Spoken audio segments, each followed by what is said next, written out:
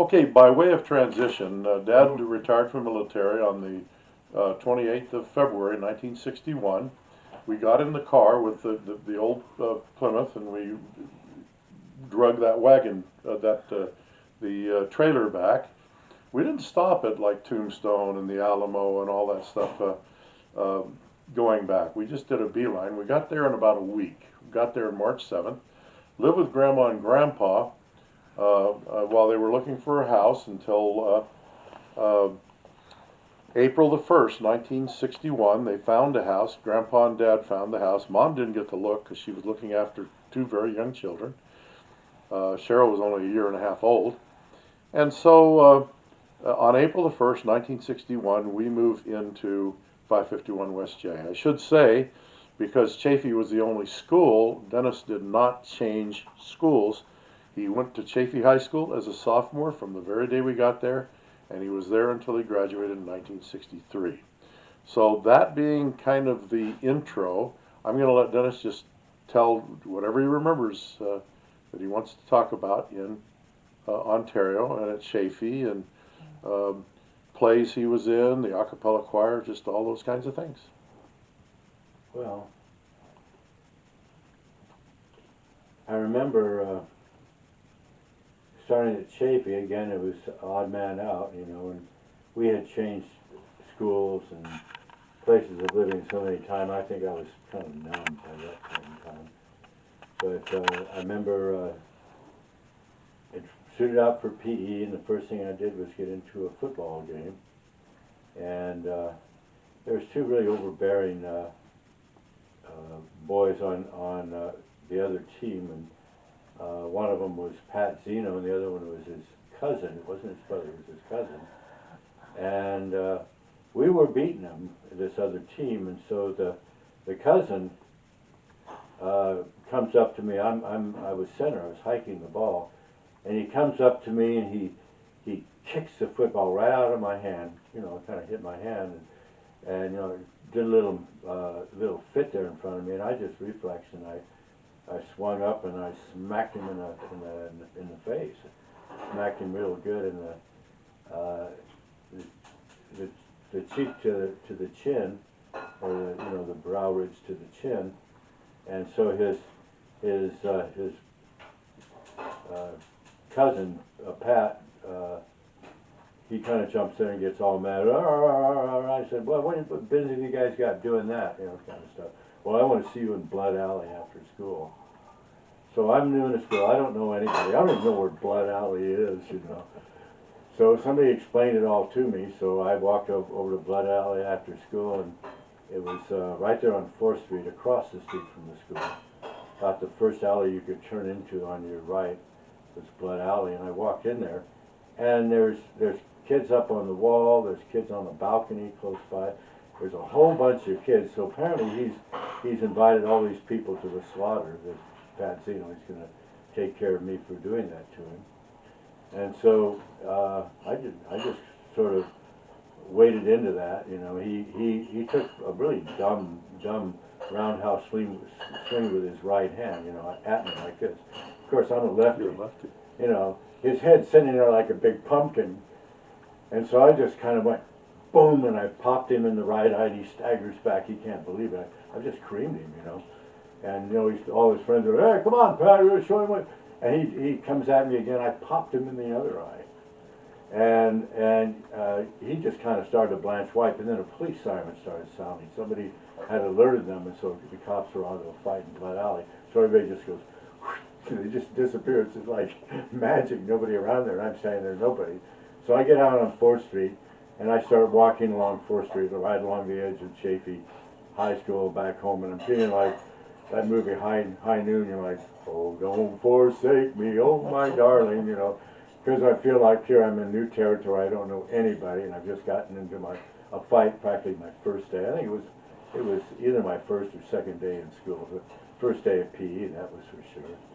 And got on home and kind of mulled over it, thinking, man, I don't want to be here. I don't want to be in this school. I'm tired of this fighting stuff. So I go to school the next day, and I'm in the North Hall, and I see his cousin walk by me, and he just kind of walks by me, diverts. He's black and blue from the ridge of his eyeball right down to his chin. It's just black and blue the whole side of his face where I popped him with, you know, when he kicked the football out of my hand. And so nothing seemed to come of it. And later in the day, I'm in, it wasn't South Hall. What was that hall right in between? It was South Hall, North Hall, Library, Tower Hall. Okay. Anyway, it was the next hall down. I can't remember. A long time ago. And I see Pat, and he's coming down the hall and he sees me and he makes this whimper sound. He goes, and he just goes around me. Both his eyes are shut. He's got two massive black and blue eyes, and his eyes are so shut you can hardly see, you know. And so nobody messed with me after that. That was kind of the end of that scene. In fact, as the next week developed, I had auto shop. And the reason I had auto shop is Dad decided he wanted me to rebuild the engine in that old Plymouth, I think it was, that old green car, and so I was taking shop to do that. And I'm walking from North Hall. There was a sidewalk that went right through the middle of the campus.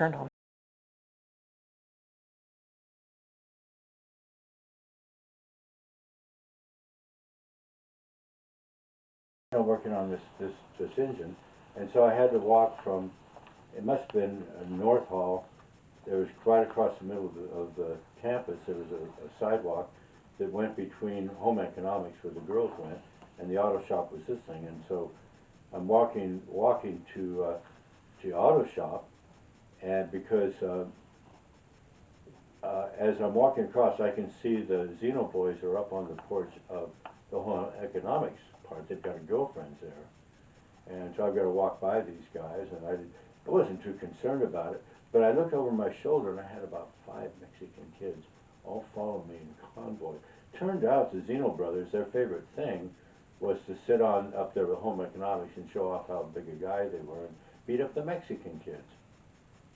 And so after I did that to the Zenos, I was doing convoy duty from North Hall right through the center of the campus between the two buildings. And as long as I was with them, they wouldn't mess with me, and all the Mexicans got out of that really, really fast. It's a funny thing, you know. But working on that car, the shop teacher, he wanted everybody to get some experience, so he assigned another boy to work with me on the engine. And he was very lackadaisical, one of those numbers. And I was just as careful as I could be, but I wasn't watching everything he was doing.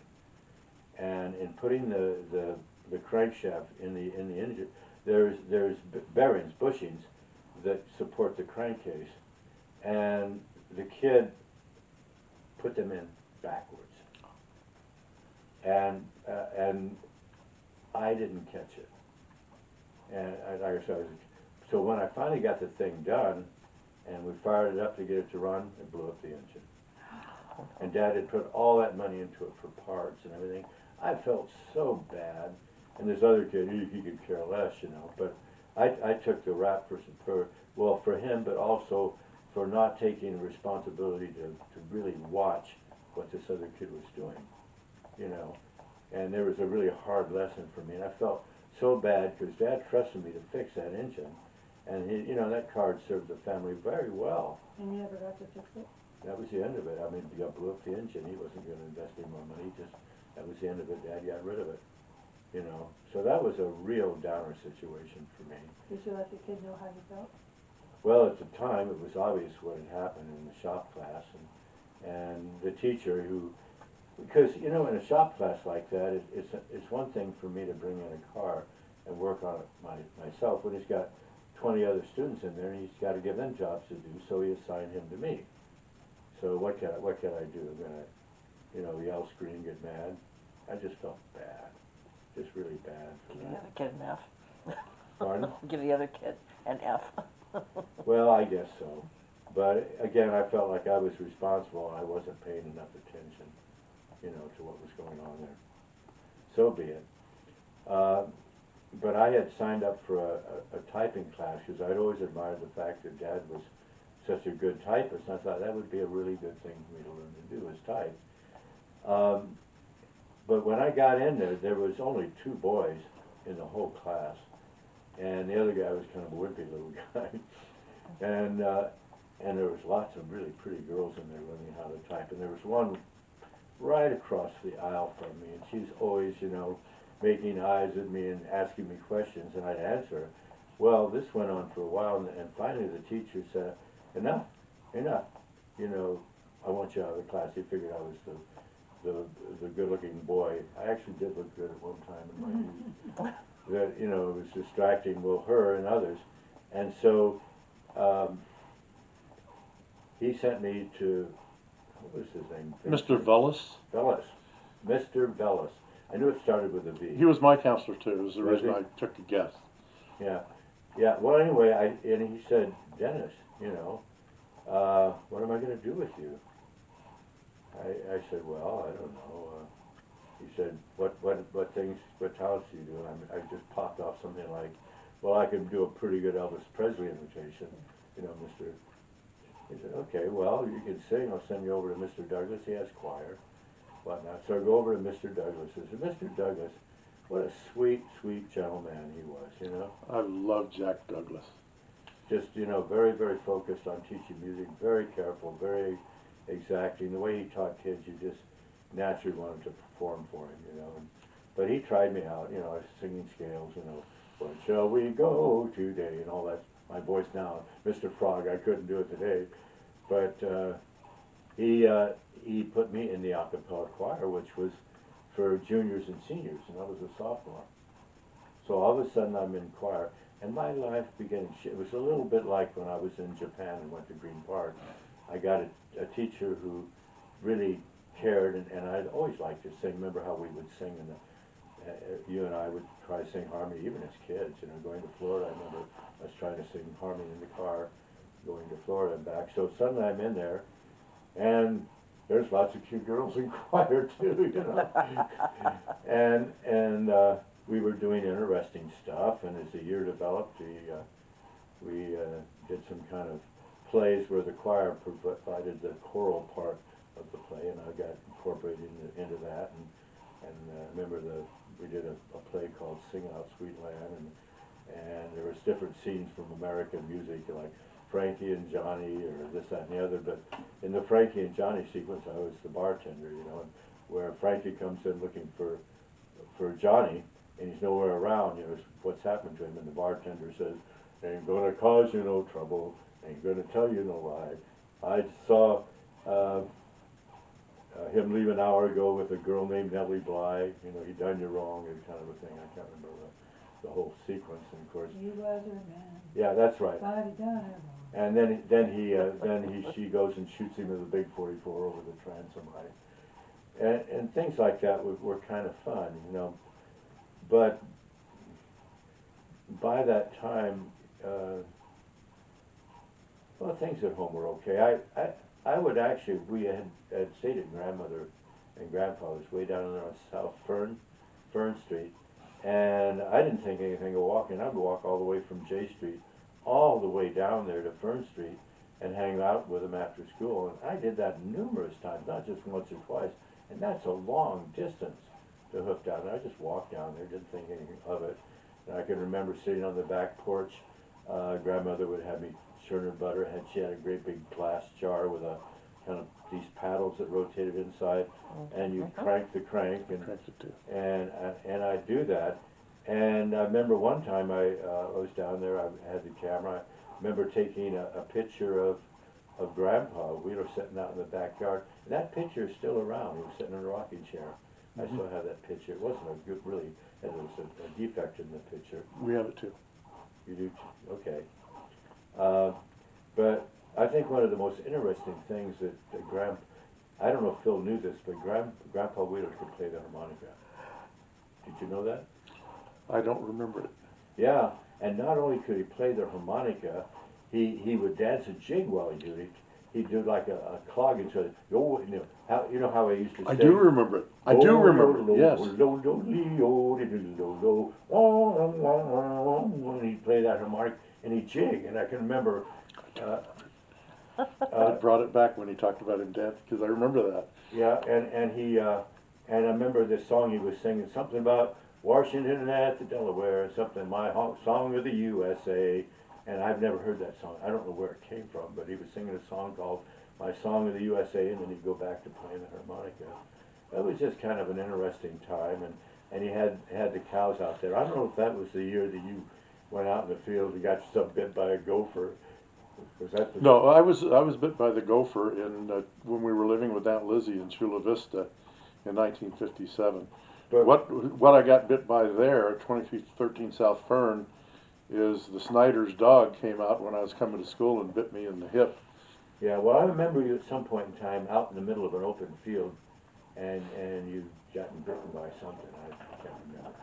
You see, I don't have the memory that you do. I can only kind of surmise what's going on. I remember that there was some relative of Grandfather Wheeler. He was a Wheeler, and he was a property manager at some movie studio in Hollywood. A fellow named Wheeler. Well, Uncle Josh Wheeler lived there, but it's not him. No, it's not he didn't him. do that. This But- was a visitor. The fellow came visiting, but he was a property manager at some kind of studio. in You're Hollywood. talking probably about Jack Titus.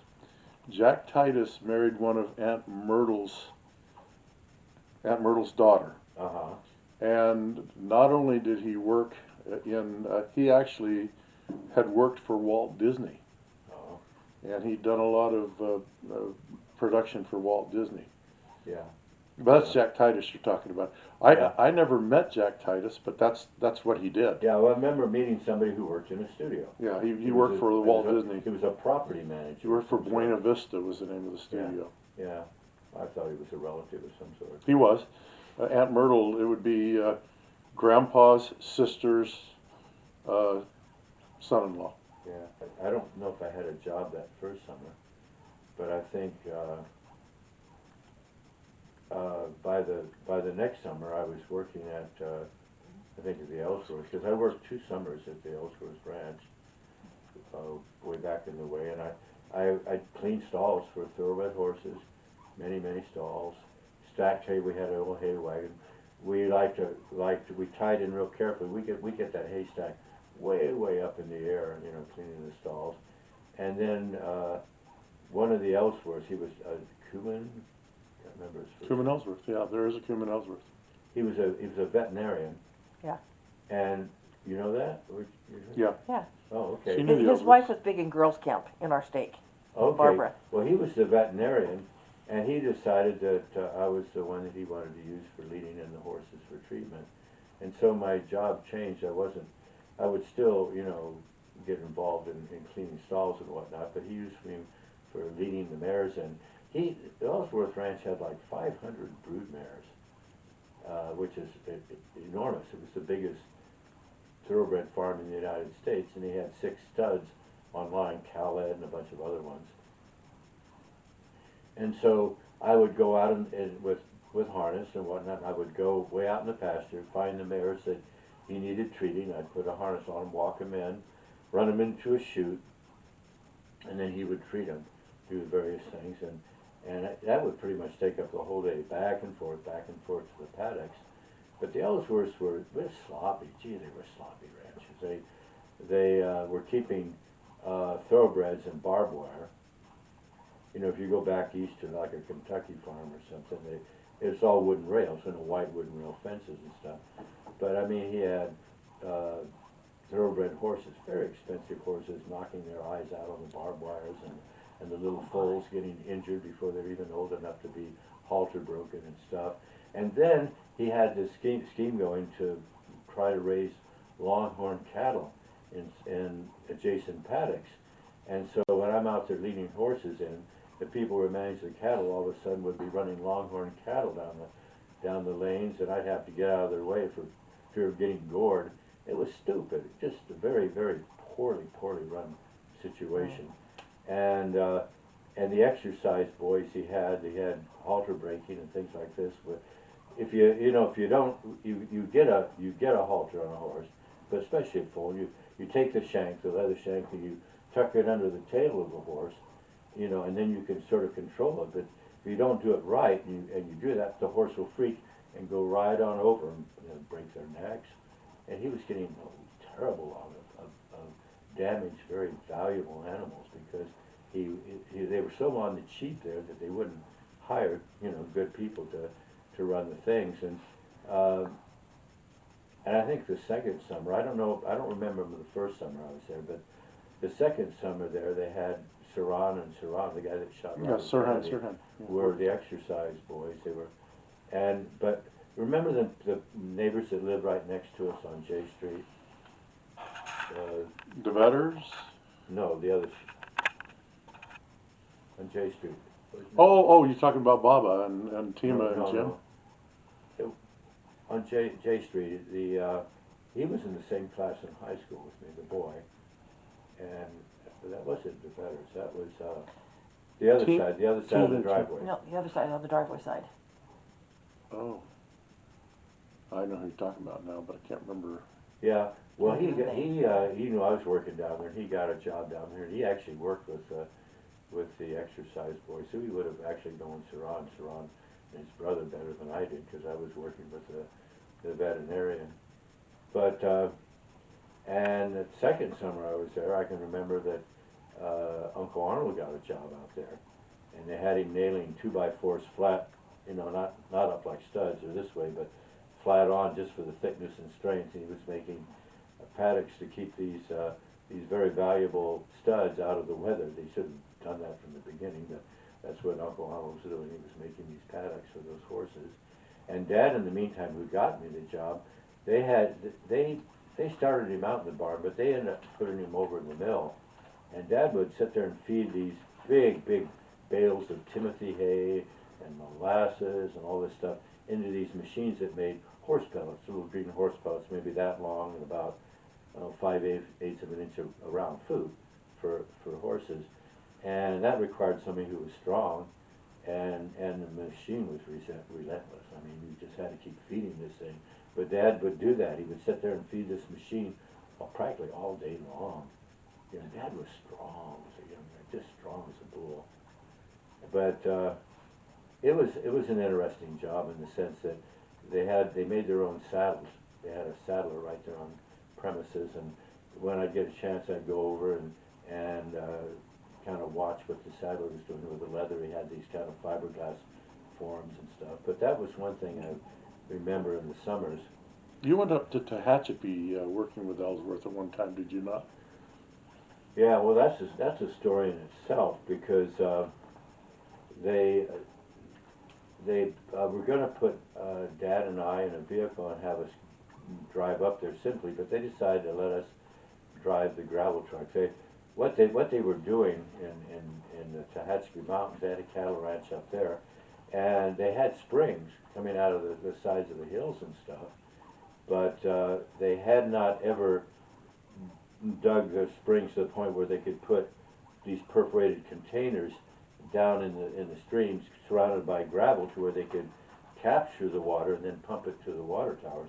So they were trying to take their natural system and convert it to a better system than they had. So they put Dad and I in this huge dump truck full of gravel. That thing was so overweighted, and that old truck was really beat up. And we no sooner got going, you know, towards the Cajon Pass, then Dad realized that the brakes on that thing were shaky, Jake.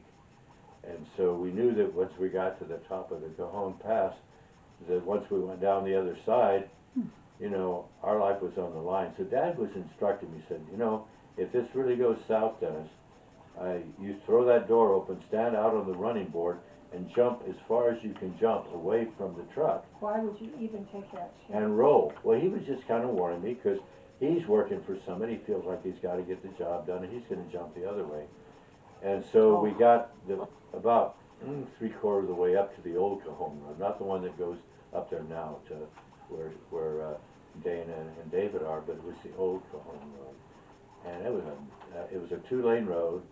Once you get out on the other side, it was 2 lanes and one of these numbers, and so about 3/4 up the grade, the truck overheats, really overheats bad, and steams coming out of it and everything. And so we could see a farm kind of across the road, and maybe 100, maybe 120 yards off. And so Dad goes over to the farmer, gets a bucket, and brings back water. You know, and when you fill an old radiator like that, you don't turn off the engine. Oh, we cracked the block. If Yeah, you did. you let it run, and you pour the water in, and he poured water in, and I'm not sure if he went back for a second bucket or not. I don't think so, but we kind of got the whole thing cooled down, and so Dad said, I feel like we need to pray about this. So he knelt down right by the side of this big gravel dump truck by the side of the road, and said a prayer, because Dad was worried. He was afraid that it was going to kill us both, I think, you know. And so we got in the thing, which was still running. Dad puts it in gear, clank, bang. The drive shaft falls to the pavement, just drops right off the truck. It's an answer to a prayer, actually. Oh yeah, oh yeah. Now you And can't so go. they had to send up another crew with an extra vehicle, so we could go ahead with this extra vehicle. And they had another truck about the same size, and they didn't even take the load of gravel off this thing. They turned it around and hauled it back to Ellsworth Ranch, towed by this other truck, which wasn't any bigger, wasn't any stronger. Well, halfway down they lose it. The truck flips over, goes in a ravine, gravel everywhere. But the guys who were towing it, they weren't injured. They were fine. And we went on up to the hatchery, and they put us up in this old farmhouse. And they had this cattle ranch. Whenever the cattle died, they'd either drag them off the range, or they'd bulldoze them over into a pile. And that house that they put us in was right by this pile of rotting cattle. Stink. It was awful. It was just awful. And so the only thing good about, I'm telling you all these bad stories, you know, but the only thing good about it was that they had a woman cooking in a little cookhouse. And it wasn't deer season, but he was poaching the deer on his own land, and she could cook it, and so she was cooking fresh, you know, springtime venison in the cookhouse, and she'd cook it in little patties like this, and it was so tender you could just cut it with a fork. Lovely, lovely stuff, you know. So I enjoyed the venison. I didn't enjoy the dead cows too much, but. So we stayed up there for a while and started trenching a little bit to start putting in these big perforated canisters. They were the kind of pipe that you see in cul-de-sacs under roads, that kind of galvanized, kind of twisty kind of stuff. But they had cut holes in it to where when they were embedded in a gravel bed, the water could flow into them, and then you could pump, because it would go through the gravel, then go into the holes, and it would filter the water, and then you could pump it out of these things. So we kind of set up for it, but because of the accident with the truck, they never did get back with the gravel, and so word came to end the project, and that was the end of the project. So we went back down the road, you know. But what really was interesting about it, when we got back to down to the Ellsworth Ranch, the chief mechanic said, "Glenn, come here." He took him into the shop where the truck was. And that drive line, it hadn't snapped. He said, "I've never seen anything like this. It was like somebody had taken a cutting torch and just gone cut right through it. It was like it melted right through, and that was what did the drive line in." Wow. It wasn't an obvious fracture. It wasn't a U-joint coming apart. The shaft itself was. And the mechanic described it, he said, "It looks like a knife through butter." That's how that came out. So I always attributed that story to the prayer that Dad said when we dropped down by the side of the road and said a prayer. And your dad Couldn't- wasn't a real religious man back then. Well, I think when push comes to shove, there's no atheist in the foxhole, you know. Yeah. Well, there's an answer to a prayer right there. Yeah, very much so. Uh-huh. Yeah. So that was an interesting time. That first year of high school, well, there was more to the story. So the word got back to the boyfriend of this girl who had been trying to flirt with me in typing. And this was one of these really jealous boyfriends. And I'm going upstairs in North Hall, those staircases up to the upper part, and he comes by me and boom, knocks me, and knocks all the books out of my hand right there on the thing. And you know what I said to him? I'll meet you in Blood Alley. I was seasoned by that time, you know. Well, and he was ready to do that. But end of the day, he wasn't over there. Turned out that He talked to the Zenos? well, he talked to somebody and said, "Oh no, you don't want to go to Blood Alley with him." And he was a pretty tall, wiry guy. I mean, maybe I would have done well, maybe I wouldn't have, but my reputation saved me from having to march back to Blood Alley and prove my mettle, you know, so to speak. Funny stuff, you know, funny stuff. High school stuff. But yeah, I think again, what really kind of saved me in that environment, because I never expected much of myself. I thought it was very stupid. My grades were through the floor. I was right at the bottom of my graduating class in high school. I mean, out of what 550 people or so, I was like 15th from the bottom, and I'm not lying. That's how bad my grades were. I had no self-esteem. I didn't think I was worth anything. I didn't think I was very smart. All I knew was life was rough and you have to fight your way through it, you know. That was it. That was my world. I didn't have much hope. I just kind of daydreamed, blocked most of my feelings. But the next year got better. I'm not sure who it was. One of the ASB president people, she saw me taking pictures and she says, "We need a photographer for the Tiger Rag." It was called the Tiger Rag. It was the shape. And so next thing I know, not only am I the photographer for the Tiger Rag, but I had to go to all the football games with this great big old 4x5 press camera, like in the old days where you pull a slide out and take a picture, and the negatives are like a 4x5 inch negative, but it had a really good lens on it. It was like the old journalists and newspapers used, you know, with this big impressive thing with a big flash, with big flash bulbs, the old flash bulbs that, you know, were really hot. But not only that, I got to be around campus, but they had a little dark room in the Tiger Rag office. And so I got to develop them, I got to print them, and they got put in the Tiger Rag. And for me, that was like, wow, I can do something. This is something I know how to do, because I had learned it in Japan. I'd learned about darkroom chemicals, I learned about cameras. That 4x5 was unwieldy, but I got rather proficient at it.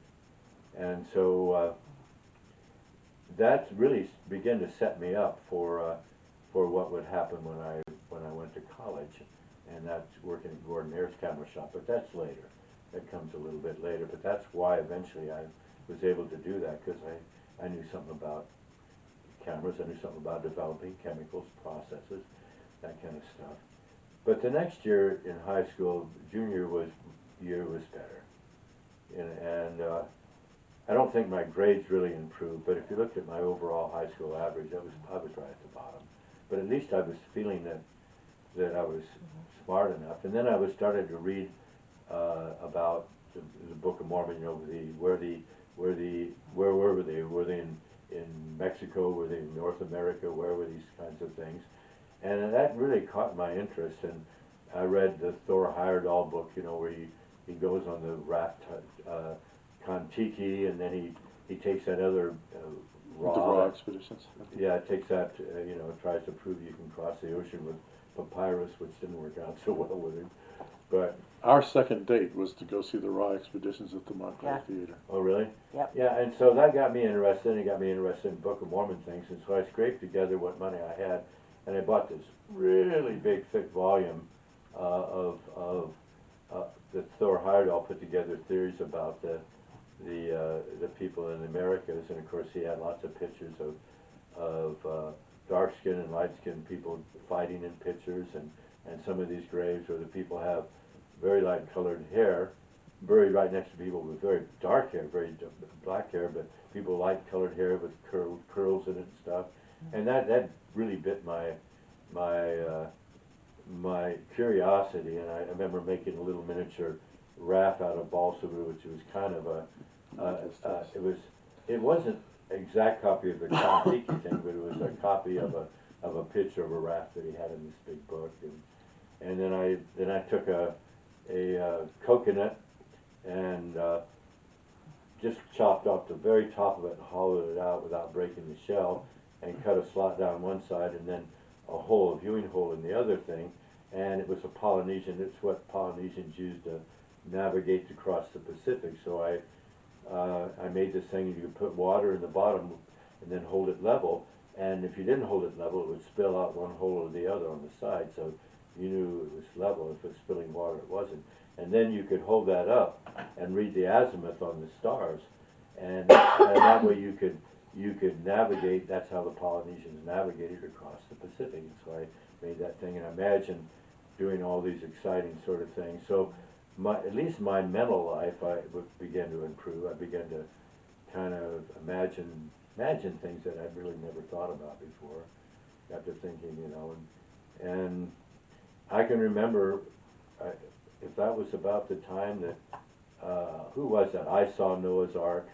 That Fernando Navarro. Yeah, they had in the Gardner Spring Auditorium there at Chaffee.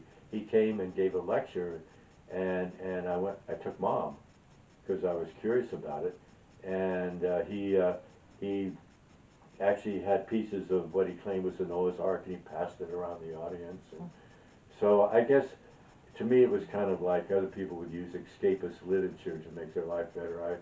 Things like that were my ways to imagine myself in any place but where I was, at that time of my life. But what was really, really interesting is I never had any primary to speak of growing up. I just have no memories of primary. But suddenly I was in an environment where I could go to seminary.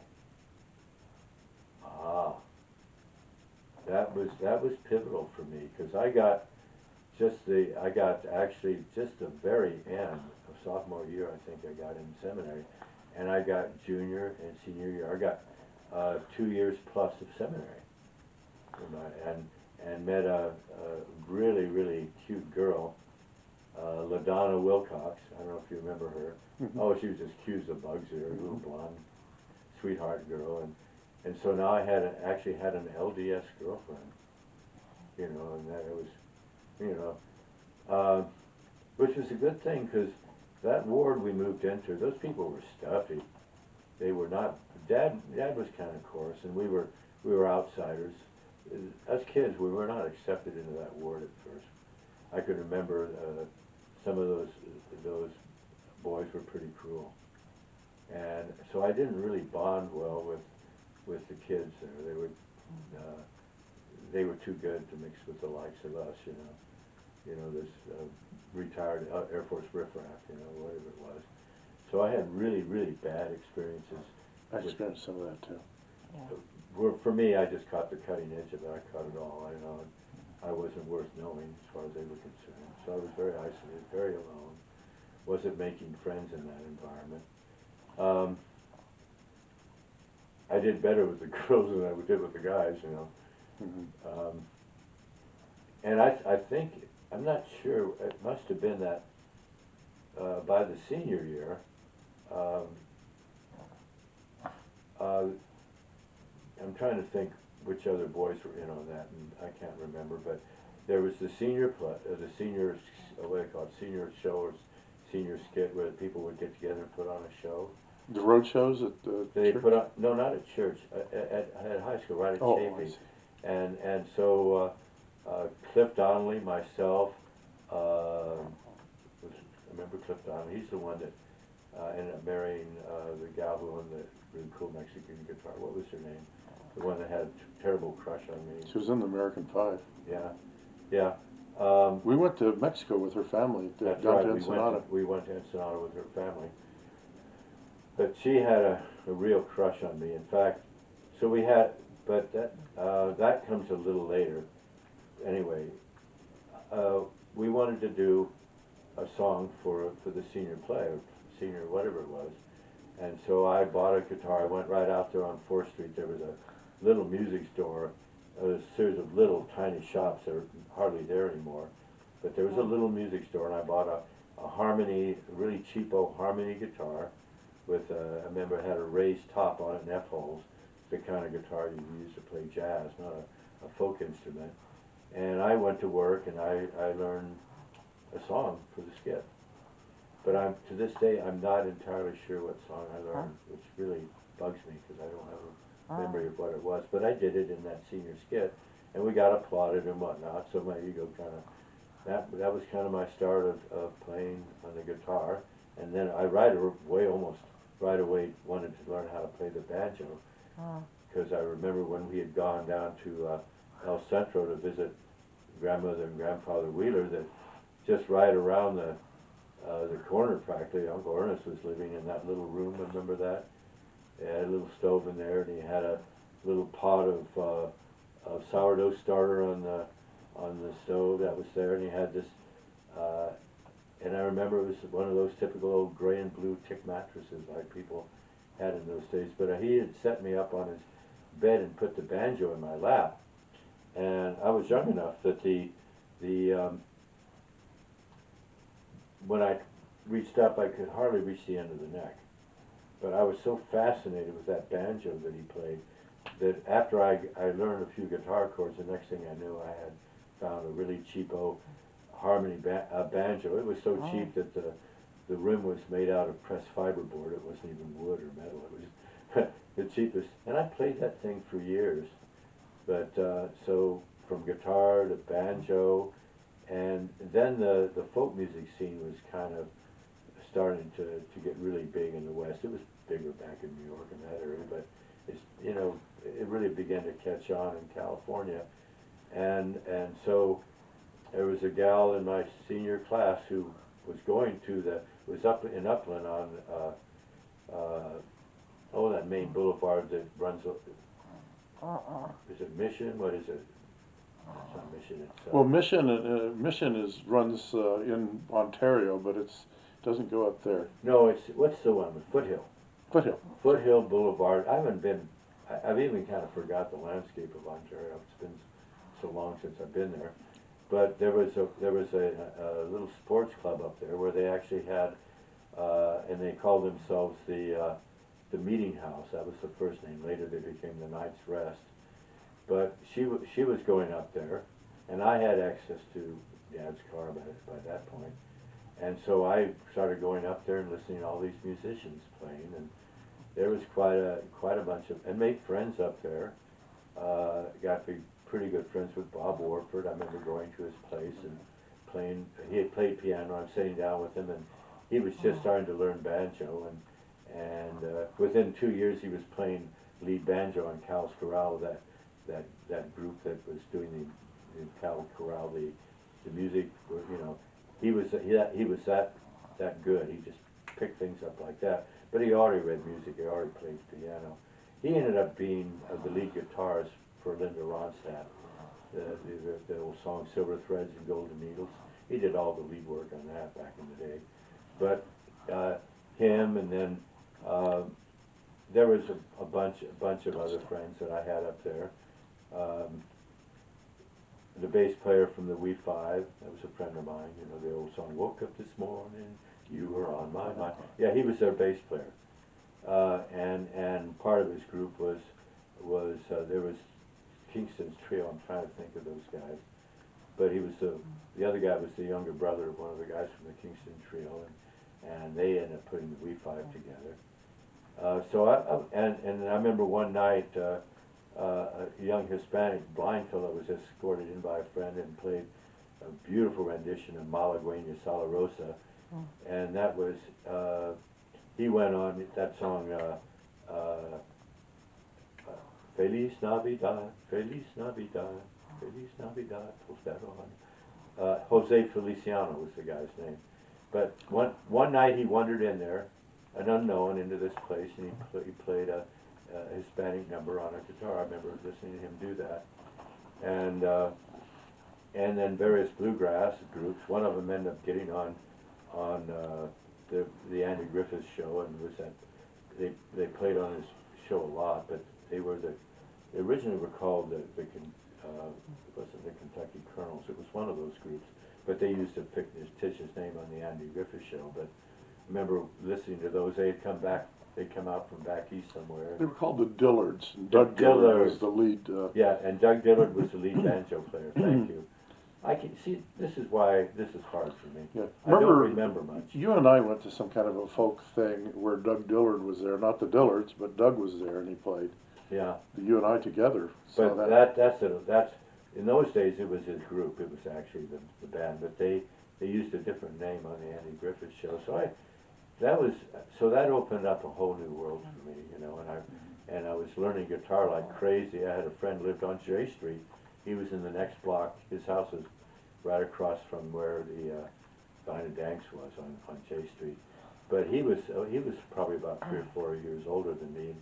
He was college. I was in college at that point, but he'd gone back east to New York and the Washington Square and all that folk music scene that was going on back there. And he sat down and showed me. He said, "Man, you gotta hear this lick. I pulled it off of a group called Peter, Paul, and Mary."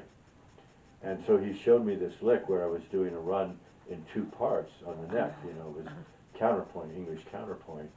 And that really opened up my guitar playing, in this, that, and the other. I remember my senior year, I finally got brave enough about, Mr. Bartender and Sing Out America. I wanted to try a part in the senior play. And so I went out for the senior play, The Death and Life of Larry Benson. Life and Death of Larry Benson. And the gal that won the part opposite me was Carolyn Dieter. So I played the, and it's the strangest thing in retrospect, because the theme of the play was this guy comes back from the Korean War to his girlfriend, and he's acting like he's the boyfriend that went away, but it's not him. He died and he took his name. Died and he took his name, and this, that, and the other. And it's funny, years later, Carolyn and Dieter and I kind of talked about it. Wasn't it strange that this guy comes back from Korea, but he's not the same guy? Because she felt like when I came back from Vietnam, I was not the same guy. I had changed, my personality had changed dramatically, and even though I think at that point we really loved each other and tried to reconcile some of the differences. Some of it we couldn't. I had changed. I was a different person in many ways. But going back to high school, we did that play together, that Death and Life of Larry Benson, and again I was beginning to feel like I could do things like that.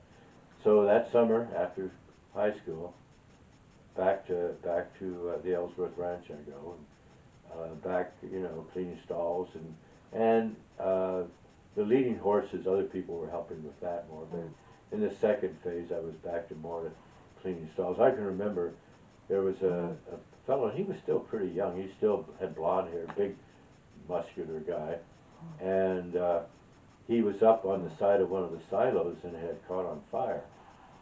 And he jumped off. It must have been 15, 20 feet. He jumps off of that silo and he just lands on his feet just like there was nothing. But it turns out he had been in World War II and had jumped in Normandy. He'd been in the 82nd Airborne and jumped in Normandy, and so we didn't know that about him until after that. He kind of explained, wow, that was an incredible jump. He said, well, he said, I was airborne, and then he got it out of me. He jumped in Normandy. But he was still a young man. I mean, that was like in 60. June 6, 44 was D-Day, so would have been sometime June, July, August, something like Yeah, that. and that summer I'm working there. It's the summer of 63, so it's only 18 or 19 years after the war. And so if he was 20 when he jumped in Normandy, he was only about, he wasn't even 40, so he hadn't turned gray. He still had blonde hair. He still looked very blonde.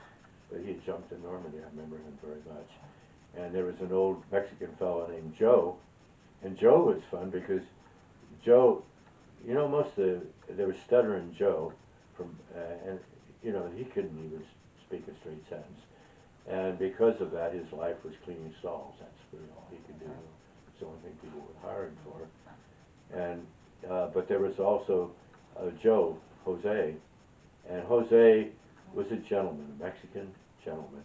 When we'd eat lunch, instead of just sitting by the side of the barn, you know, by the stalls or something, pulling out your, he had a little table he'd set out, and he'd lay out a napkin, and he'd open his lunchbox, and he'd put a little bib on, and he'd eat his dinner just like a gentleman. And and so I got to know him pretty well, and he had a shop in Chino that he would go to. It was behind the house where he lived, and he was making lawn furniture on the side. So he was working in this thing and then trying to better himself more by making this lawn furniture and stuff.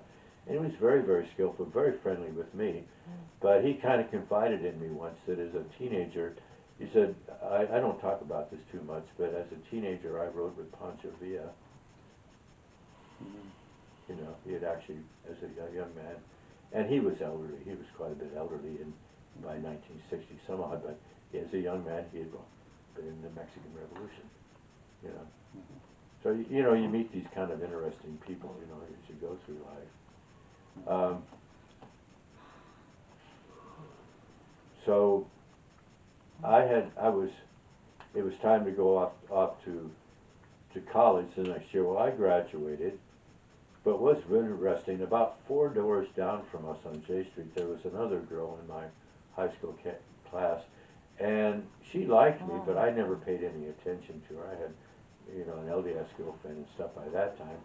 But one day I'm coming home from school, and she's walking with me. She says, I've got this really cool record. You've got to hear this, because I'm a new college man.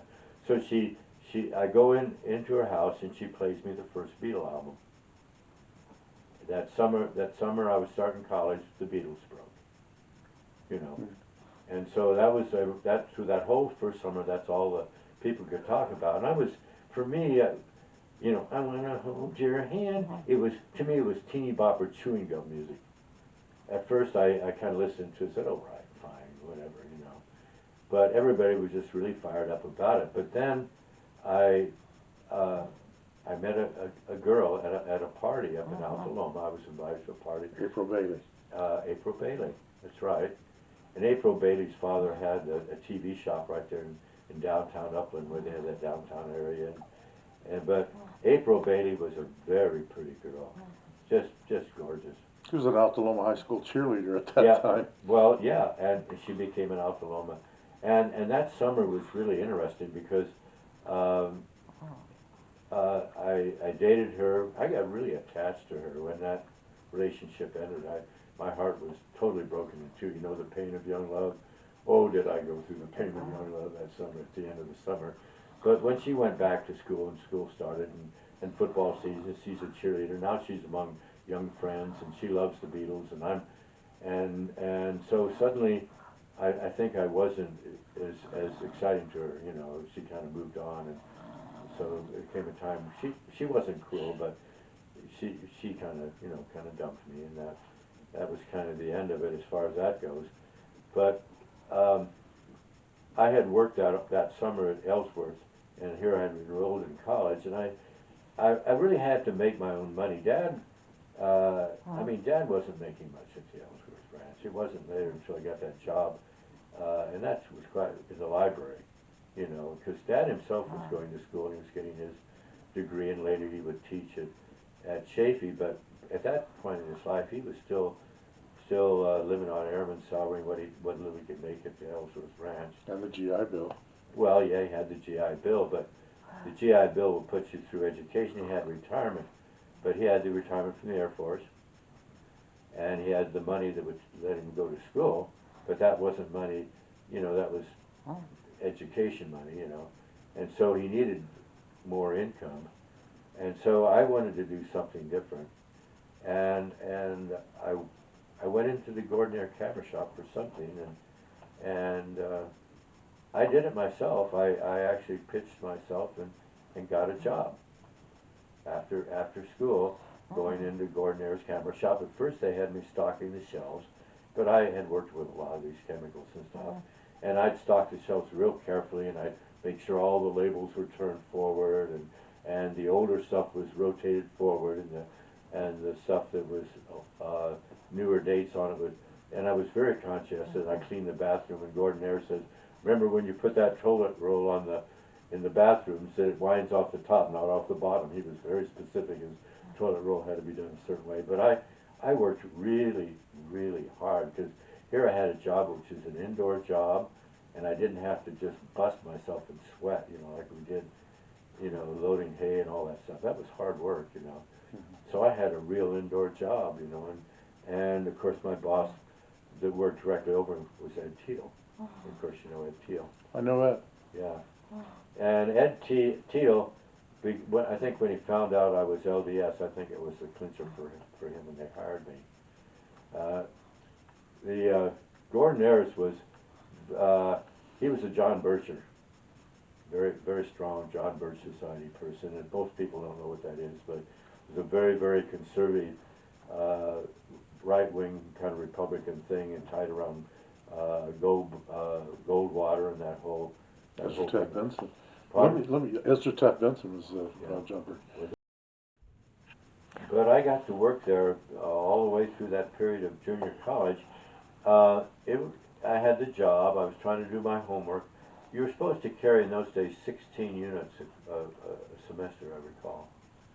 And at the time, because number one, I wasn't a very good student, and number two, because I was working and trying to keep it, I was carrying between 12 and 14 units. That seemed about to be all I could really handle. I wasn't a very good scholar, and I got better as I went along. But what happened was I had a deferment from the draft. The Vietnam War was heating up at that point. 2S. A student deferment. Yeah, and I had it. It would have taken me all the way through college had I carried 16 units. But it came the end of my 2 years, and I was about 8 units shy in 2 years for enough to qualify for that deferment. So my deferment is up. I've lost my deferment.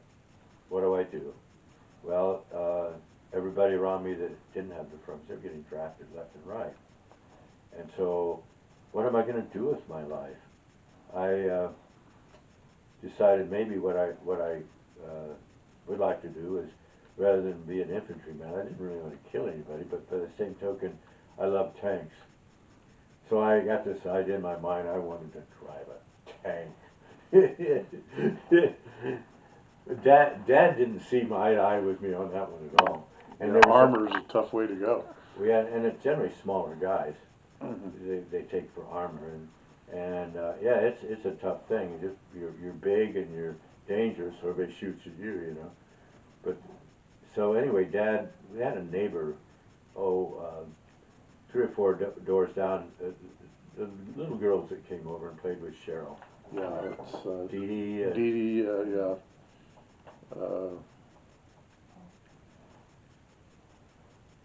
I can't remember. Sharon, Dee Dee. They were just little girls. I mean, Yeah, they were the ones that had I that. guess not Phil. Mike knew them. In fact, he communicates with one of them With still. Dee Dee still. Yeah, but to me, they were just little girls. Yeah, same thing here. Right. They were the ones that had that cement swimming pool in their backyard. Yeah, and about that time, Ben was born. And so here I am. I'm a nearly 20 years old because I've had a deferment for a couple of years. I wasn't because I started college as a 17-year-old, I think. You did. Turned 18, and so I was going on 20, and Ben was born, and that little house on J Street was awfully crowded at that point in time. I'm the oldest, it was full of little kids, and here comes the baby, and I'd lost my deferment, and so Dad suggests I go do what's his name? You remember what Dee Dee's, what their last name was? That family's last name was. Anyway, he suggested I go do that, and so I wasn't much amenable to it. You know, he said, you know, don't get something that's not so dangerous, Dennis. You know, and drive a tank, you know. And so we put together a thing where I would enlist in the army, but I would get what they called a guarantee of training as a dental lab tech. What I didn't know at the time is that if there's any phase of basic training, if I got rotated back, I would have lost that deferment. I mean, that deferment only held if you completed every step past basic, and then you get the school. Well, I hung in there through basic training, but I guess the Army's another whole story in itself. I guess I could start in on that. Have we said enough about Ontario? I think it's good. Yeah. I mean, there's lots more things I can tell. I mean, relatives we had over, and we didn't take too many trips then because Dad was so busy going to school and doing all that stuff. It was, we did, you know, later, I remember after I came out of the Army that he was more into traveling and stuff. His life had become a little more stable, but we didn't do much that I remember. One thing you might talk about, there were times when he had some studying he needed to do, and he really needed the quiet. So he would have us go down to Aunt Lizzie and we would stay while he studied. Well, I didn't go. I stayed home. I was working. I was going to school. Yeah. So. Yeah. Okay. So I never did that. Yeah, that wouldn't I have never did pertained to you. Yeah. So yeah, we can go into the military at this point. So here I am. I'm That all was a signed. tiny house for 6 kids, good grief. How Yeah. many square feet was that? Maybe 800 square feet or something like that? That was a Oh, yeah. tiny house. Yeah, it's not big. What saved us was we lived in that guest house. Yeah. That. Which well, you the- haven't the really chicken, talked about. Which is a chicken shed. Yeah, remember we used to sit and read into the night. We were both voracious readers. Well, I think that probably equates to me reading the Thor Heyerdahl stuff and all that, where I kind of created an alternate fantasy world outside of the chicken house, you know. But and I remember I was getting better with my music. I remember you kids kind of faking it. Remember there's some of those pictures where I had you holding instruments and. Mm-hmm. And this, that, and the other. And I discovered the Steel National in the Dobro at that time. I even remember driving down to El Monte, behind El Monte High School, where the Dopera brothers were making Dobros. I wanted to go down and see what they were doing. And so I went down there and I visited the factory and kind of hung out where Rudy was one of the brothers. There was John, Rudy, and Ed, the 3 Dopera brothers. And Ed he hadn't moved to Escondido yet, but he was still in that factory. Later he moved to Escondido and set up his own little shop. But Rudy and John and Ed and Rudy he was the one who would screw that metal faceplate on the guitars, and I'd watch him do that. And then I'd watch them. They had this form for the side of the guitar, that curvy thing, and they lay the wood on this form, this curvy form, and it was heated with candles underneath.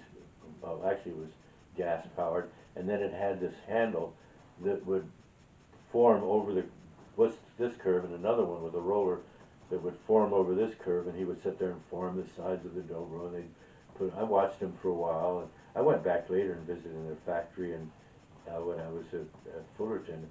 And then years later, Carol and I went there when they were just being bought by Gibson, and the Dopera brothers were all dead by that time, and I actually bought them as a dobro.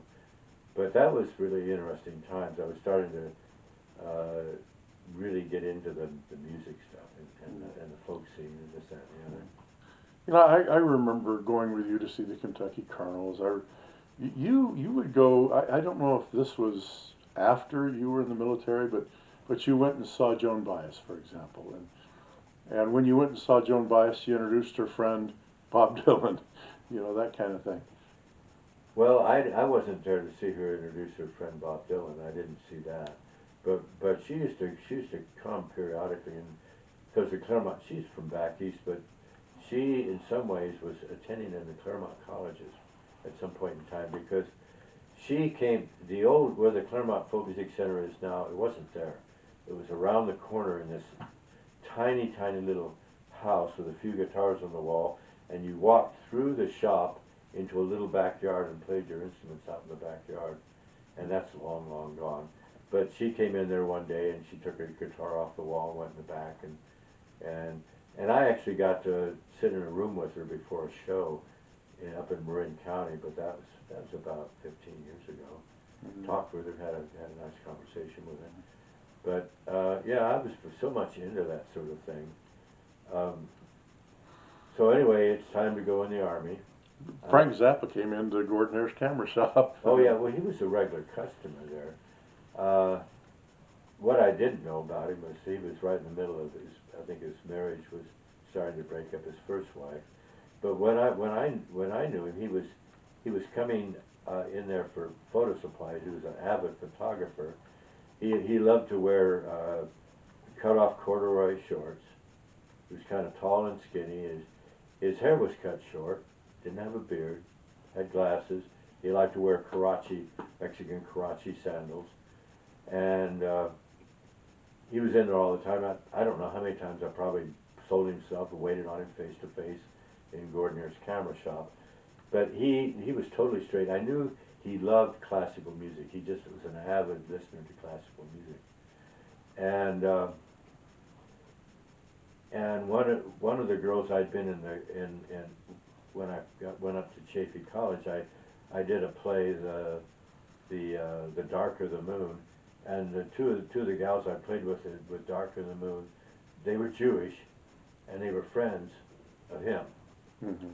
And in fact, after he broke up with his wife, and a little bit down the line, one of those became his girlfriend for a while, and there was actually one point where I dated the other sister just briefly, and so I knew them pretty well, but I remember visiting her one time, but Frank Zappa wasn't in the room. He was off in the bedroom with the other sister, you know, so I didn't have an interface at that particular time. But they got me a job up at Camp Scottmar. Do you remember that?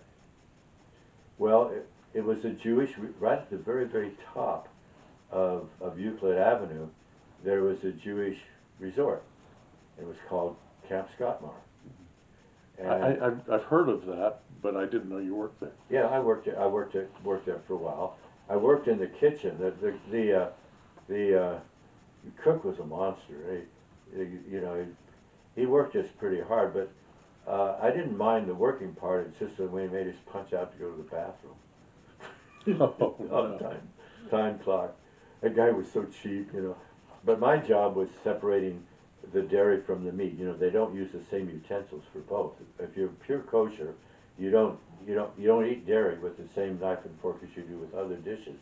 And so one set of silverware had a pattern on it. The other one was plain. And so when all this stuff came in, you separated it all out. You had to wash it all out differently.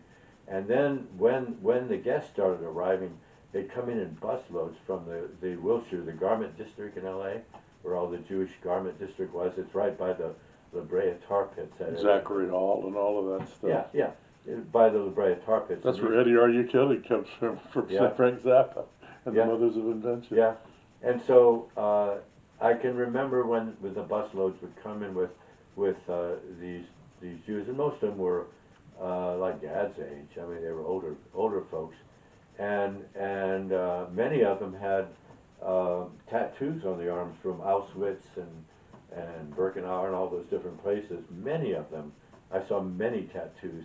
I would help them to unload their luggage into their little summer cabins, and in carrying their stuff in, you know, and just in the course of the job, it was, and they weren't afraid to show it. And to be quite fair, the cook was really cheap or chintzy, but the people that I would carry their baggage in and whatnot would give really good tips. Mm-hmm. I got some really nice tips off of those people. They were more than generous enough. So I couldn't say something like chintzy or something like. They were generous. They gave a good tip. But so many of them had those tattoos on their arms, you know. And of course, you know what that means. You know, they had been through the Holocaust. You know. Oh yeah. Yeah. Anyway, that's a little side, and that's not too long before I was off to the Army. Did you tell about your first car that Aunt Lucy gave you? Yeah. Well, that old Pontiac Straight 8. Remember the old Pontiac Straight 8? Well, yeah. Well, I inherited that '51 Pontiac Straight 8. It was a Silver Streak was a specific name of it. Yeah. Pontiac Silver Street, But 1951. it had that fastback on it, you know, that Mhm. made it unique. The other cars went, you know, windshield back down, and then the trunk for that one went Mhm. swoosh. It kinda was what sleek. they call, it was called the Pontiac Fastback, I think. But it had a straight 8 engine in it, straight, you know, 8 cylinders in a row. It was a very powerful engine, Very. and it had a hydromatic transmission in it, which was an early automatic transmission. And that transmission was built like a tank. I mean, heavily cast and just about indestructible.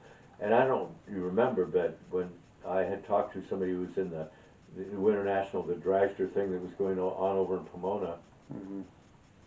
and I mentioned I had one of those, and he offered me, "Get up, you want to sell me the transmission?" Apparently, it was such a tough transmission that it was one of the favorites of some of the dragster people. You could just jam that thing, and you wouldn't blow it. It was a very hard transmission to blow. The car was so bloomin' heavy, though. I remember I went way up into Cucamonga, out on those roads in the grapevines. I don't think Mom or Dad or any of you knew that. But I took it out there on one of those open roads. That's all houses now up there in Cucamonga. And I opened that thing up, and I must have had it up to about 120 until it scared me so bad that I backed off. But it was such a powerful engine that had it been in a lighter weight car, no doubt in my mind you could have gone a lot faster. My senior year, when we went out to I went to the Colorado River up by Parker Dam for about a week.